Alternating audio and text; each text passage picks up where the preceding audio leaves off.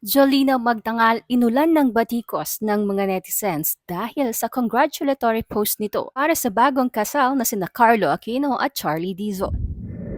Hindi inaasahang makatanggap ng mga pangbabatikos ang congratulatory post ng TV host and actress na si Jolina Magdangal para sa bagong kasal na sina Carlo Aquino at Charlie Dizon.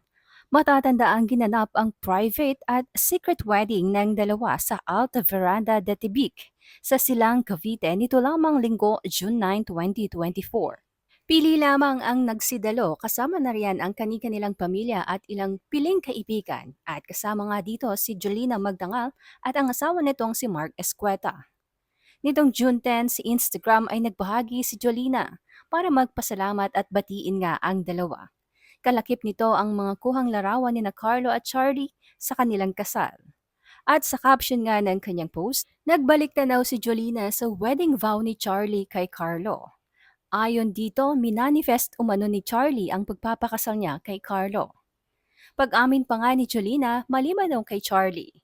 Siya rin daw ay nag-manifest para sa forever na pagsasama ni na Carlo at Charlie. Ani Jolina sa kanyang caption. Sabi ni April, real name ni Charlie, sa vows niya, totoo daw pala ang manifesting. Gusto ko lang i-share na isa ako sa nag-manifest para sa forever nyo. At yung mga sinabi ni Kaloy, palayo ni Carlos sa vows naman niya kung paano niya iingatan, aalagaan at mamahalin si April, alam na alam ko na sa puso niya ang nagsasalita. Thankful ako na na-witness ko ang kanilang pag-iisang dibdib. Kaloy, bilang bata ka pa magkakilala na tayo, alam ko kung gaano ka kabait na anak at mapagmahal sa family mo. Sobrang happy ko talaga para sa iyo.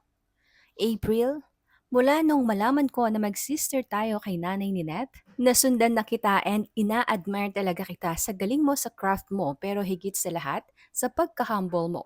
Congratulations and best wishes. PS, sarap maka-witness ng mga kaibigan na pa-forever tapos kasama ko ang aking forever. Love you, mahal, na ang tinutukoy ay ang kanyang mister. Kaagad namang nag-react ang mga netizens sa post na ito ni Jolina. At nagpahayag pa nga ng disappointment ang isa.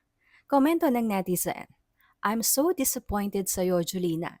Hindi mo man lang naisip yung mag-ina niya na ipinagpalit niya sa tawag ng laman.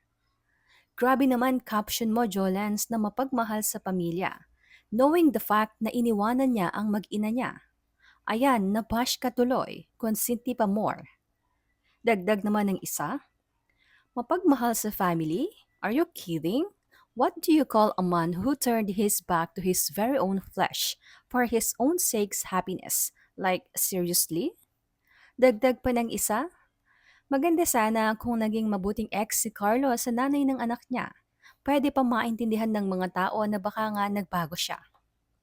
Kaso sa pain na kinos niya sa maraming babae kagaya natin, hindi siya credible na maalam magmahal o rumispeto ng isang babae. Paano pa kung hindi sincere pagsusustento sa anak? Madaming factor need i-consider sa ganyang klasing lalaki. Hindi porket nagpakasal ay nagbago or matured na lalaki. Buti hindi sila nagkatuluyan ni Trina kasi hindi niya deserve ang isang baby boy kundi a real man. Bagamat mayroong mga nambabash ay mayroon din namang netizens na naiintindihan ang point ni Julina sa kanyang caption. Ayon sa isa, dami naman bitter sa comment, hindi nyo mapipilit si Carlo na magstay dun sa ex or mag-ina niya kung hindi naman na ito masaya. And more than that, buti nga di pa kinasal dun kasi hiwalayan lang din naman pala mapupunta kahit may anak na. Hindi porket sabihin na may anak sila doon na mag-stuck ang buhay niya. Sa pinakasalan mas matindi ang pagmamahal wala kayong magagawa. I'm happy for Carlo and the girl. Best wishes. Dagdag pa ng isa, puro kayo kawawa si Tina. Hindi niya ako hater at mas lalong hindi ako fan ng dalawa na yan. Pero sana isipin niyo mas kawawa si Trina, Carlo at anak nila kung patuloy silang magsasama ng dahil lang sa bata. Pero hindi na sila masaya. Lalaki ang bata na puro na lang away ang magulang niya. Isa pa, huwag niyo isisi kay Carlo ang lahat dahil lahat naman tayo may ugaling pangit na tinatago siguro. At ang komentong ang ito ay mabilis na nireplyan ni Jolina ng salamat sa malawak na pangunawa. Hindi kasi lingid sa kaalaman ng mga netizens na labis na nasaktan si Trina sa naging hiwalayan nila ni Carlo. January 2023 nga nang ipagtapat ni Trina na matagal na silang hiwalay ng aktor at ito nga ay noong December 2021 pa.